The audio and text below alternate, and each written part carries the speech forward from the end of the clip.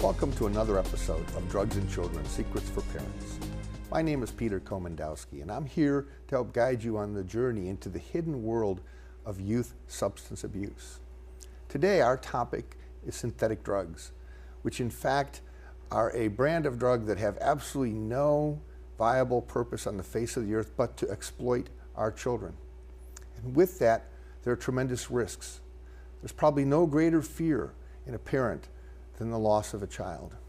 One such family, the Rozga family in Iowa, has been through that experience with synthetic drugs, and they have devoted their lives to making sure this doesn't happen to other parents. Today, we have with us Mike Rozga, the father. Mike, welcome. Thank you, Peter. Tell us a little bit about the story and what brings you here today. Well, what brings us here today is our sad story. Unfortunately, started a week after our son David's high school graduation, and that day he made a terrible decision, terrible choice, and with some friends they decided to smoke a substance called K2, and unfortunately about an hour or so after he smoked that drug, he ended up taking his own life. Now, you found out something. As a parent, of course, we all feel responsible when things happen. But at that point, there was virtually nothing out about this risk with children, was there? No, there really wasn't anything. And we didn't even know what it was when we had heard about it. We did not learn of this until 2 days after he had died. And so it was at that point in time that we really started to try to learn more about what it was. All we were told initially was that it was fake pot.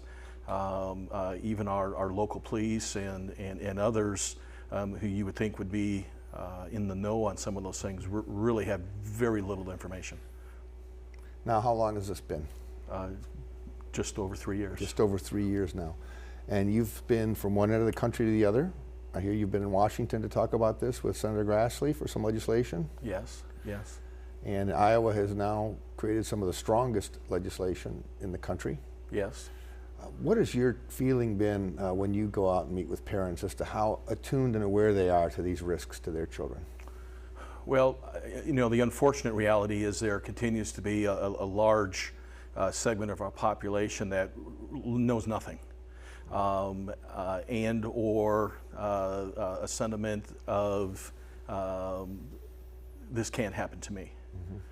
And so, you know, as we go out, we just try to share our story and in our circumstances. I mean, we see ourselves as a pretty typical Midwestern family, and you know, we never would have thought that something like this could have happened to us. But the reality of the situation is that it did.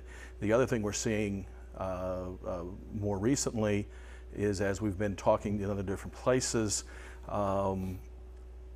families in the audience echoing and a greater willingness to share their sad stories as well. So the unfortunate reality is it continues to be a big problem.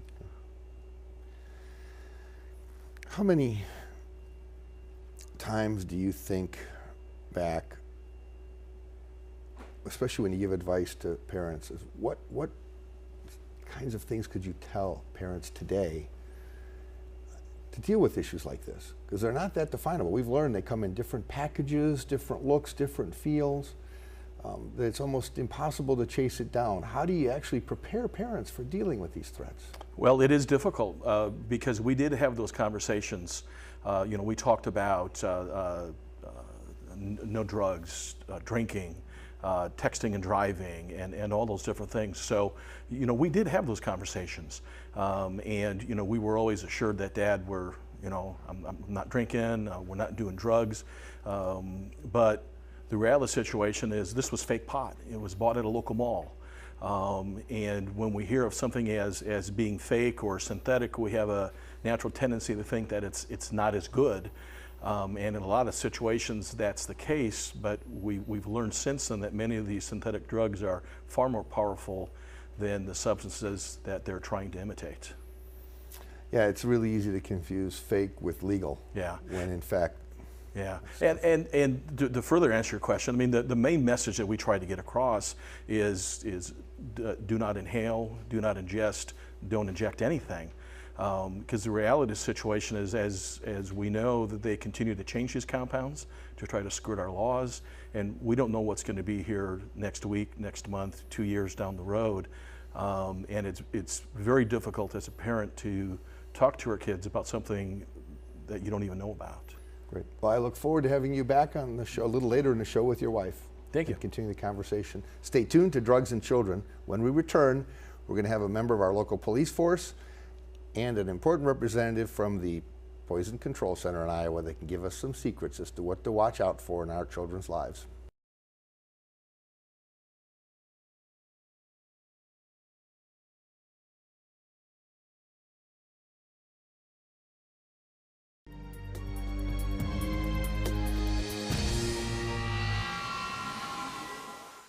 Many teenagers don't understand the dangers and effects of marijuana use. Now it's time for Just the Facts, ma'am. An IQ is a score determined from standardized tests to determine intelligence. An IQ of 100 puts the average person in the 50th percentile of intelligence. Regular marijuana use during teenage years can cause a long-term 8-point drop in IQ. A loss of 8 IQ points drops them to the 29th percentile. For more information, go to drugfreeiowa.org.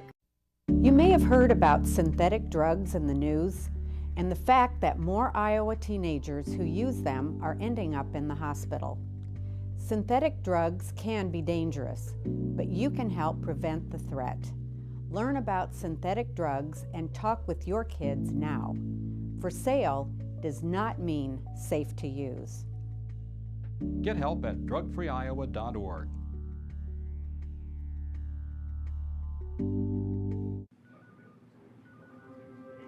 When Noah's mom brought him to drug rehab, she never thought he'd end up back here again. The story of addiction is all too familiar, but you can change it. I hope it helped. See you guys next week. Ready for lunch, Noah? Yeah, Mom. If you or someone you know is recovering from addiction, share your story with the partnership at drugfree.org, because your story can change someone else's.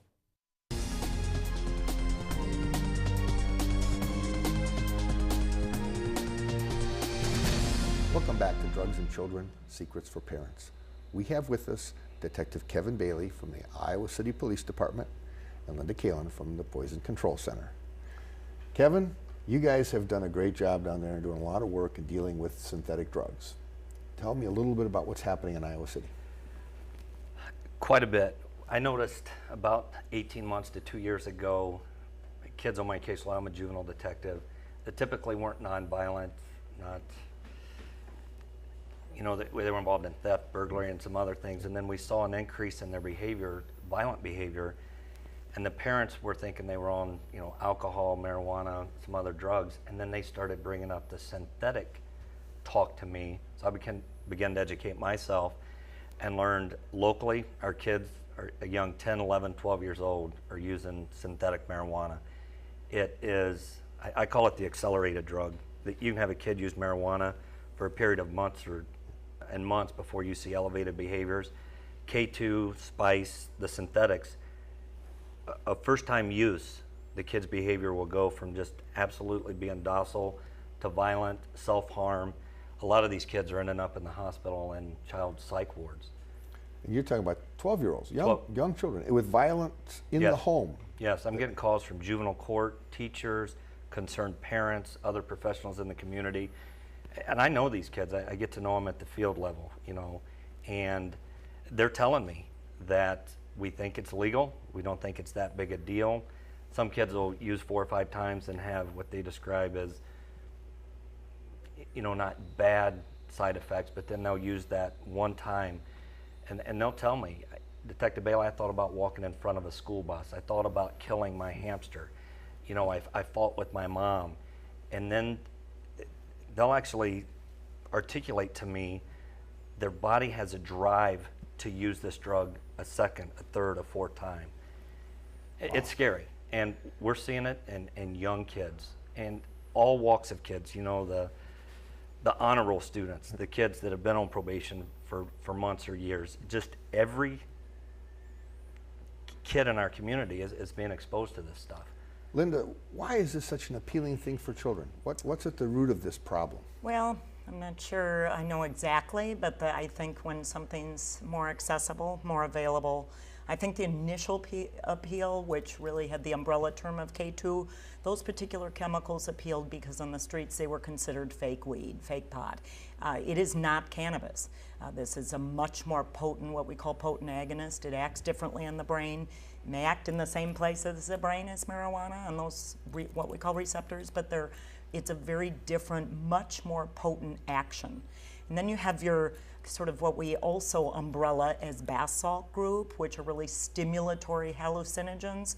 Those also it's like mixing up cocaine, ecstasy, LSD into one drug. Very, very harmful effects. We've seen, of course, in our poison control center, the number of calls go up. So all of which, again, they package these very appealing to young people, with famous people on the front, to cartoon figures, to great colors and graphics to appeal to young people primarily. Well, if you're trying to sell things to young people and you're doing it, that explains why you have such an upsurge in youth and this kind of behavior. I thank you both, for sharing. What do you think is a singular piece of advice you could give to a parent? Educate yourselves. And just talking to my peer group, educated professionals, the word is getting out, but it's not out like it should be. And Linda, any bit of advice for parents? I think education is one really important piece. I also think talk to your kids. Add this with the other drugs like alcohol, marijuana, whatever discussion you're having. It's a large group now called drug education. I just think these change up so quickly. There's going to be more and more drugs that come out. One needs to really talk to their kids, but that doesn't always, unfortunately, mean that they're not going to experiment. That's part of what teenagers do and young adults. Thank you very much. Stay tuned to Drugs and Children. When we return, we'll have 18-year-old Daniel Razga sharing with us a little bit of what he's gone through in dealing with the family situation. Stay with us.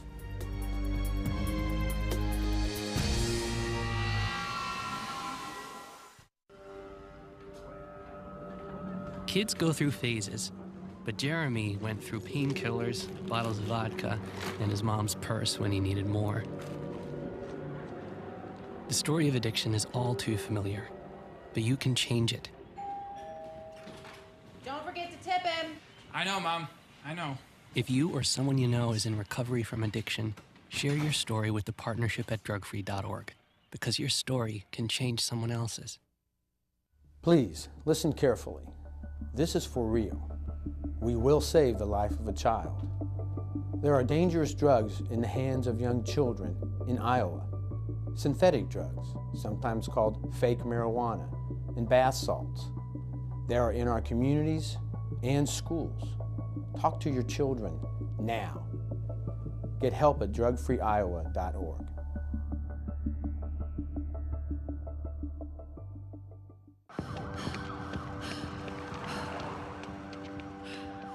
After Kylie used coke, she stopped caring about school, friends, or who she had to steal from to get more of it. The story of addiction is all too familiar, but you can change it. Sleeping in, Dad? If you or someone you know is in recovery from addiction, share your story with the partnership at drugfree.org, because your story can change someone else's.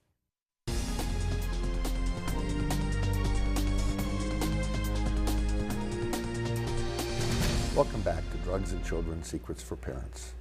With us, we have 18-year-old Daniel Razga, who 3 years ago, as you heard from his dad, lost his brother. We've asked him here to share some insights as to what he went through in that experience. Welcome, Dan. Thanks. You haven't had a chance to get on Stick much to talk lately, have you? Not really, but yeah. Not really. That's okay. It's okay. Do you want to step back maybe to around the time things happened? Do you feel comfortable talking about how confusing or what it was like during the situation when you came to the realization that K2 was involved? Yeah, I was really shocked and surprised, obviously. I didn't think that my brother would do that. And so it just wasn't very good news. And, you know, I was only 15 years old, and I'm only 18 years old right now. So it was a tough thing, but and in fact, your brother only did it once. Yep. This was a time when he went out and they experimented with something, and as far as you knew and anybody knew, he never did anything like that before. Yeah. Yep. It's just a perfect example of how one time can be the only time, I guess. Now, obviously, you're in school. Yep. And there are a lot of the classmates know what happened. What has been the dialogue with the kids you go to school with about this? Do they come to you, talk to you about it, or? Sometimes they'll talk, I guess, a little bit about some things that they've heard about. You know, they know somebody who did this and they reacted this way or something. But usually, you know, people aren't going to come up to me and say that they're doing this and they think it's fine, you know. But it is kind of frustrating a little bit when you can see it in your own hometown, where this, I mean, a small town like Indianola, you'd think, well, what else do you really need?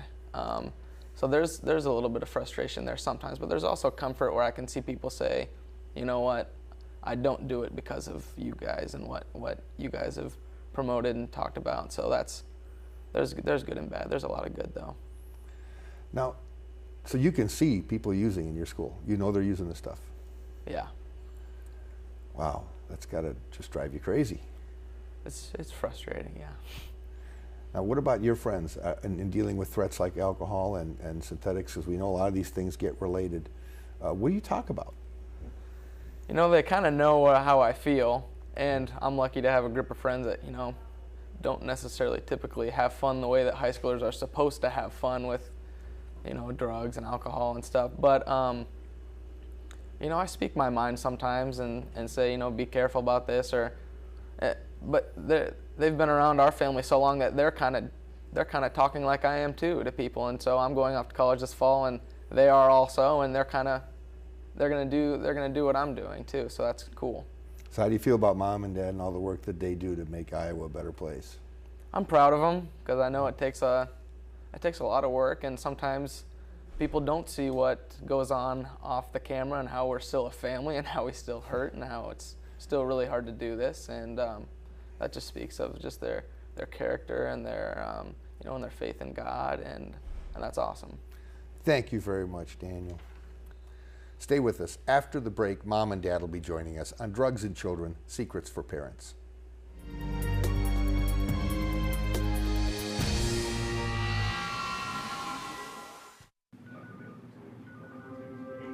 When Noah's mom brought him to drug rehab, she never thought he'd end up back here again. The story of addiction is all too familiar, but you can change it. I hope it helped. See you guys next week. Ready for lunch, Noah? Yeah, Mom. If you or someone you know is recovering from addiction, share your story with the partnership at drugfree.org, because your story can change someone else's. Some synthetic drugs may be called fake marijuana, but their threat to the health and safety of Iowans is real. Synthetic drugs are doubly dangerous because they make people sick, and teenagers think they're safe. As a father and grandfather, I urge all parents to learn about synthetic drugs and talk to your kids about their dangers now. Get help at drugfreeiowa.org or call toll-free 866-242-4111. Watching your sister go through withdrawal is the last thing you expect to do. You hope she gets past it, but worry she'll relapse. The story of addiction is all too familiar, but you can change it. That's 2 out of 3. If you or someone you know is in recovery from addiction, share your story with the partnership at drugfree.org, because your story can change someone else's.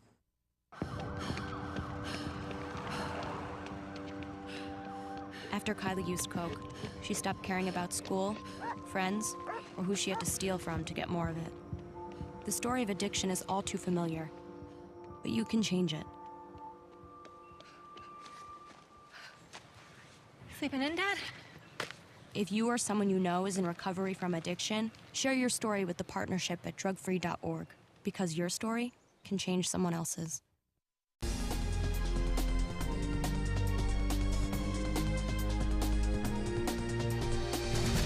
Welcome back. We have Mike and Jan with us to talk a little bit about the challenges you've had parenting throughout this experience. Jan, if you could share with me a little bit about what's been like and with our viewers to deal with raising a son under the shadow of this event, and how you've turned this into a tremendous effort to share with other parents the things they need to know to protect their children. Well, our world changed completely 3 years ago, June 6th, after David died. And we had a choice. We were given an opportunity, as Mike has talked about before, about being that voice to educate people as to the dangers of synthetic drugs, in this case K2. And we decided to do that. It's important. I feel like even though David is gone, I'm still very much his mother, and I'm mothering him as we do things like this. It's his legacy, keeping his legacy alive. Mike? Well, it has been difficult, and there's unfortunately a lot of situations where families have great losses, but the reality of the situation is life goes on, and we still had another son that we needed to be able to take care of, and so it has been a challenging time for us as a family, but at the same time there's also, and it's a hard feeling to describe, but it feels right in sharing what we've learned and sharing our story in helping others.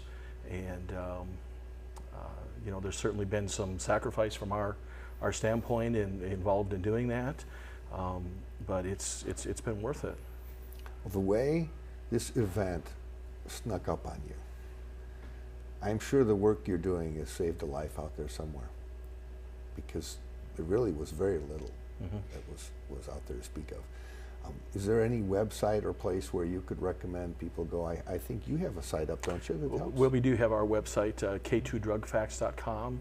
One of the things we've done on it is we've solicited testimony from others, users and families, and so you have the opportunity to go online and read some of the sad stories and first account experiences, because the big danger with these substances are changing of formulas and chemicals, and young people think they know what they're doing because they may have done it before and nothing tragic happened, but the unfortunate reality is like we talked before, it's a game of Russian roulette.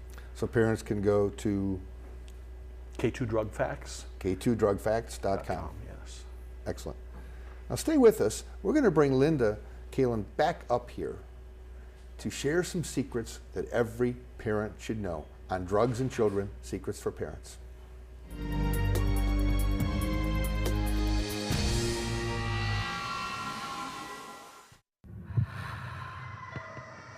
Watching your sister go through withdrawal is the last thing you expect to do. You hope she gets past it, but worry she'll relapse. The story of addiction is all too familiar, but you can change it. That's 2 out of 3. If you or someone you know is in recovery from addiction, share your story with the partnership at drugfree.org, because your story can change someone else's.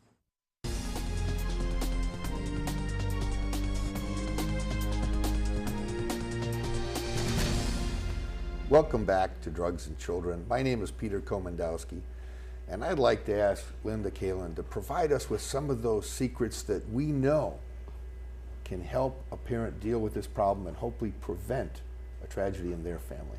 Linda. Well, I think by first educating themselves, what are these drugs, what kind of effects can occur, where young people may be accessing them, And then knowing, I think an important point to that is knowing that because these have no medical use at all, and they're made by people we don't know who they are, they're taking something into their body that is never been researched on humans, and these are chemicals that have somewhat unknown long-term effects. So again, back to that Russian roulette. And we have keywords, right? Like bath salts, incense, any others that we need to know? But, well, you put whatever name you want on them. The problem is the chemical inside them are changing so quickly. So again, the user, quite frankly, has no idea what they're putting in their body. What does a parent need to look for in the house? Packages of what may appear like incense, could appear like something that may be looking like a bath salt. It could look like fake pot in terms of just its plant material, but these can be in tablet form, these can be in powder form, and all kinds of So anything that looks odd is probably something risky. Okay. Mike, what do you think? I think a couple things. I think our kids need our help. And a lot of kids today are seemingly very smart and mature, and so there's a 12, 14-year-old, 16-year-old, whatever the case might be, but the reality of the situation is their brains and reasoning are still developing, and so as parents they need our assistance. And I think as parents we need to let our kids know that we are here to help. The reality is kids and from emails that we've received from others, even though they are aware of these substances and they're aware of possible side effects, they're continuing to use them. The other tip I would give parents is to sit down with your children and develop an escape plan. You know, we think about tornado drills and fire drills and all those different type of things. Well, if your kid is in a harmful situation, it might be a bonfire, it might be at the next door neighbor's house, and somebody hands them something and they're in an uncomfortable situation, what are they going to do? Who are they going to call and where are they going to go? And if we talk about that and be proactive about it, hopefully that kid will make a positive choice and save a life. Fantastic. So we want to have an escape plan, connect with our children, spend plenty of time with them, and get a feel for what's in their environment. If it doesn't look right, check it out. And we have great resources. Join us next time on Drugs and Children, Secrets for Parents on Mediacom MC22, your programming leader.